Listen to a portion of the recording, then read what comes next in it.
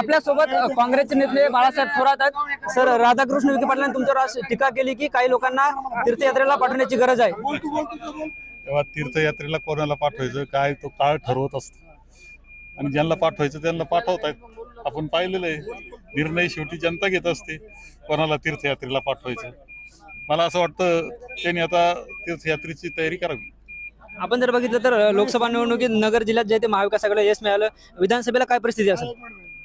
विधानसभा आम्ही खूप चांगल्या पद्धतीने जिंकू। महाविकास आघाडीचा विजय होईल, कारण हवाच महाविकास आघाडीची। काय पाहिलं आज दिवसभर तुम्ही नांदेड सारख्या कठीण जिल्ह्यामध्ये, आणि ज्यावेळेस मोठे नेते म्हणणारे निघून गेल्यानंतर हवा काँग्रेसची आहे आणि हे संपूर्ण राज्यात आहे। सर, आज नांदेड येथे महत्वाची बैठक पार पडली। अशोकराव चव्हाणांनी काँग्रेसमधून भाजपात प्रवेश केला। हे चित्र बघून काय वाटलं आज? खरं म्हणजे कुणी मोठा नसतो, पक्ष मोठा असतो, विचार मोठा असतो आणि लोक विचाराच्या आणि पक्षाच्या पाठीशी राहतात हे सिद्ध झालंय।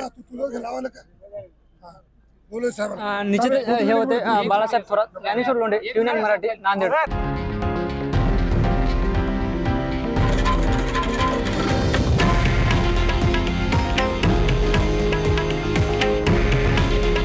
हे आहे देशातील नंबर 1 न्यूज नेटवर्क आणि आपण पाहत आहात TV9 मराठी। काळजी तुमची, हित महाराष्ट्राचं।